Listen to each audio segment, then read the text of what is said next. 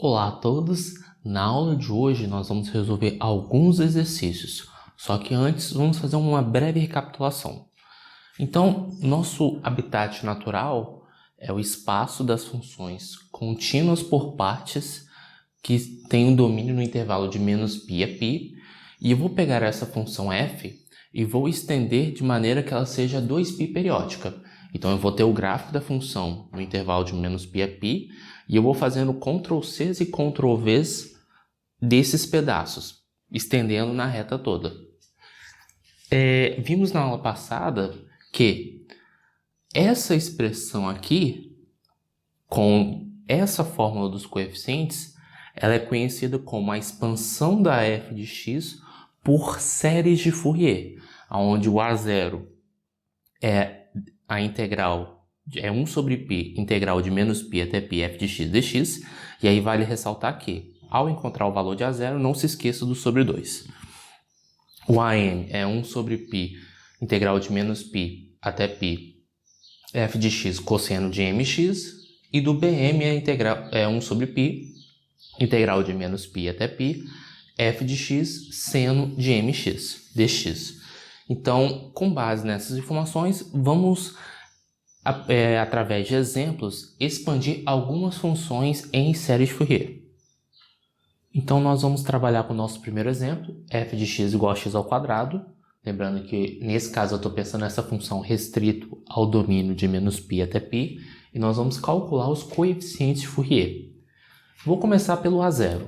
Para calcular o A0, nós devemos aplicar a fórmula 1 sobre π vezes a integral de -π até π da nossa f de x, que nesse caso é x² dx. Aqui vai dar x³ sobre 3, lembrando que x², como é uma função par, então eu posso até continuar essa conta usando a seguinte propriedade, que isso aqui é 2 sobre π, integral de 0 até π, x² dx, que é intervalo simétrico, então é 2 vezes a integral de 0 até π. Aqui vai dar x³ sobre 3, fazendo as devidas substituições. Aí aqui vai ficar 2 sobre π vezes π² sobre 3. Então, simplificando as contas, aqui vai ficar 2π² sobre 3. 2π² sobre 3.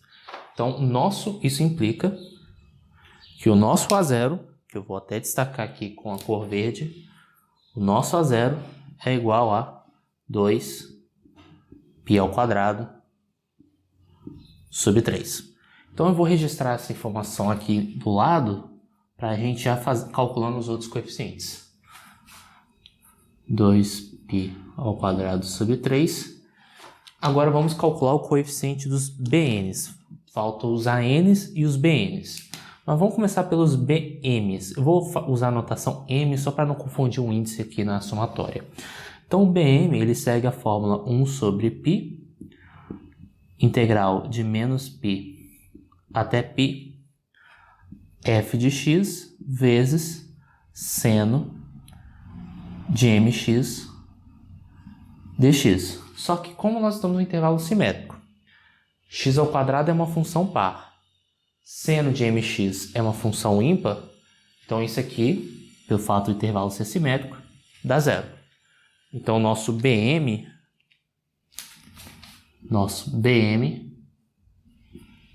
é igual a zero para todo m natural. Vamos para os cálculos agora do AM. Então, por construção, né? A gente viu que a nossa fórmula para o AM é 1 sobre π, integral de -π até π, x² cosseno de mx dx. Como essa função é uma função par, essa função é uma função par, então a gente consegue, por simetria, dizer que isso aqui é igual a 2 sobre π, integral de 0 até π, x² cosseno de mx dx. O que eu vou fazer? Eu vou chamar essa expressão aqui de A, para poder concentrar somente nessa integral, e eu vou registrar em algum lugar deixa eu registrar por aqui embaixo, ou aqui mesmo do lado.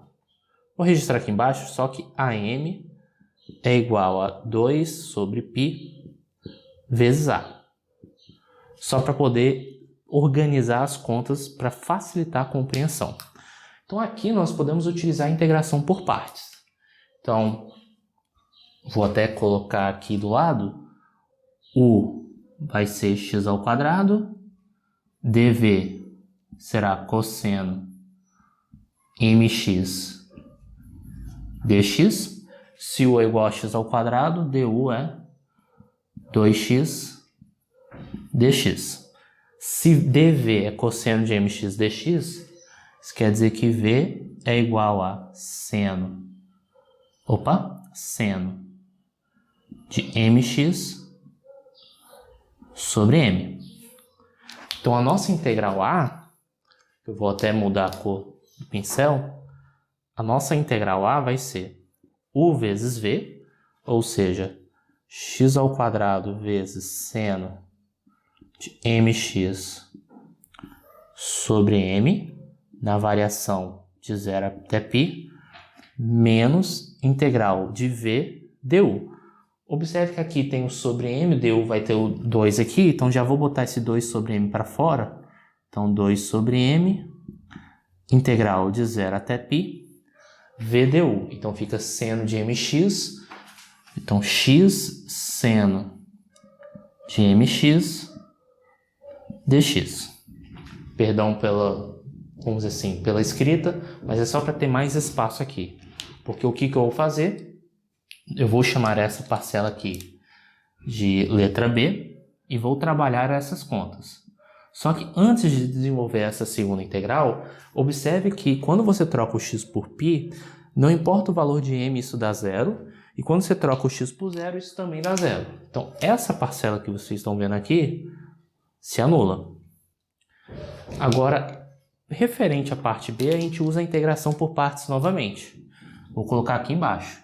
Então, nesse caso, o U é igual a x. U igual a x. Seno de mx dx é o nosso dv. du é igual a dx. E aqui, menos cosseno de mx sobre m é igual a v. É só conta, conta e mais conta mesmo, né? Então, ali, a nossa expressão A vai ficar menos 2 sobre m multiplicado por... Aí nós vamos utilizar a integração por parte. U vezes v, então nesse caso vai ficar menos x cosseno mx sobre m na variação de 0 até π, menos integral de v du. Com esse menos aqui, vai ficar mais integral de 0 até π cosseno de mx sobre m dx. Aqui não vai ser difícil perceber o seguinte: a primitiva disso aqui vai ser seno de mx sobre m ao quadrado, só que na hora que você avalia o x tanto de 0 até π, ambos os resultados vão dar zero. Então essa integral aqui vai dar zero, só para simplificar um pouco a nossa vida. Agora a gente substitui o x por π aqui, menos substitui x por zero. Quando a gente substitui x por π, então aqui vai ficar menos 2 sobre m vezes. Não se esqueça que aqui vai ter menos π sobre m vezes.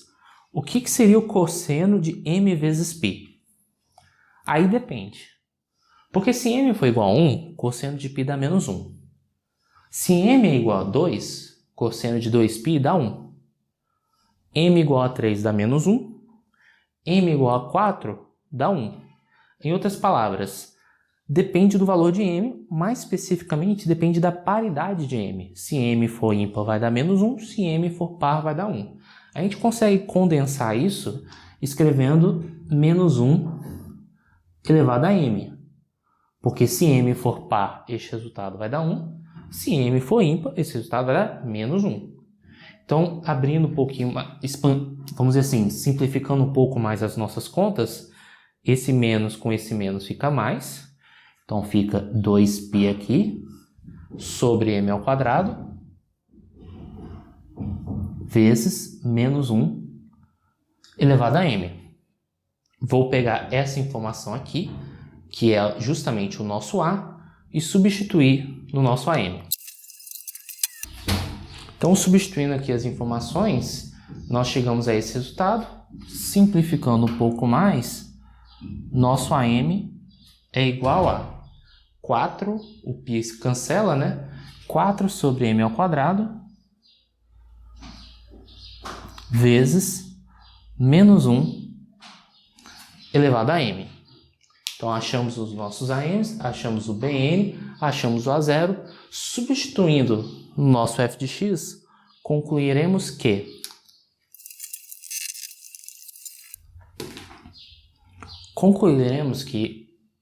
essa é a representação por série de Fourier da função f de x igual a x ao quadrado.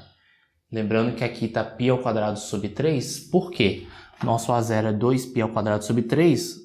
Bem, a gente quer o A0 sobre 2. Então, na hora de você substituir o A0 na expressão, o 2 acabar simplificando, por isso fica só π ao quadrado sobre 3. Então, π ao quadrado sobre 3 mais somatória de n igual a 1 até infinito dessa expressão. Lembrando que agora eu troquei um m pelo n, né? Que afinal de contas a gente calculou a n. Lembrando que o bn é igual a 0. Agora, qual a relação, o que nós podemos dizer ao comparar a representação por série de Fourier da função f com a sua própria representação por série de Fourier? O que isso tem a ver com isso? Vamos ver no GeoGebra o que está acontecendo. Vamos agora comparar a função com a série de Fourier. Então, a função f de x igual a x ao quadrado é isso que eu marquei em azul. E a expansão por série de Fourier, isso que você está vendo em marrom, é essa expressão que está do lado direito. Estou fazendo aqui a somatória até k, porque a gente não consegue representar o infinito computacionalmente falando. Mas a ideia é ver o que acontece com esse gráfico marrom à medida que o valor de k é muito grande. Então, quando k é muito grande, observe o que acaba acontecendo. O gráfico da sua função marrom, ele se aproxima do gráfico da função x ao quadrado, claro, restrito ao intervalo de menos π até π. Então, pelo GeoGebra, dá para conjecturar que a série de Fourier da função, a expansão por série de Fourier da função x ao quadrado converge para a função x ao quadrado se você restringir no intervalo de menos π até π. E aí o detalhe é que quando você expande por série de Fourier, observe que a sua função marrom ela é 2π periódica. Então, no intervalo de menos π até π, você tem um gráfico da função x ao quadrado, e o que você faz é Ctrl+C e Ctrl+V ao longo da reta. Vamos agora para o próximo exemplo. Vamos para o nosso próximo exemplo, calcular a representação por série de Fourier da função f de x igual a x.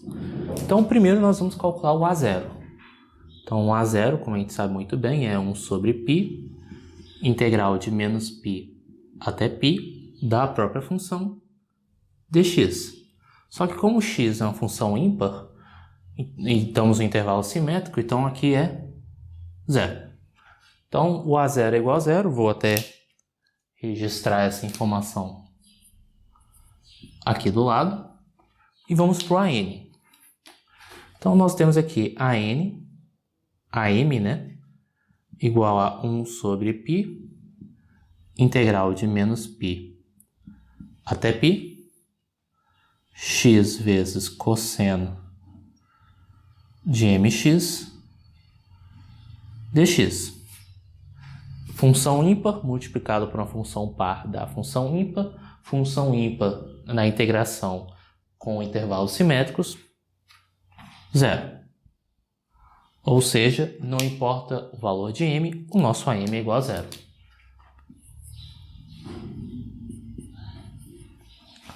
Agora vamos calcular BM.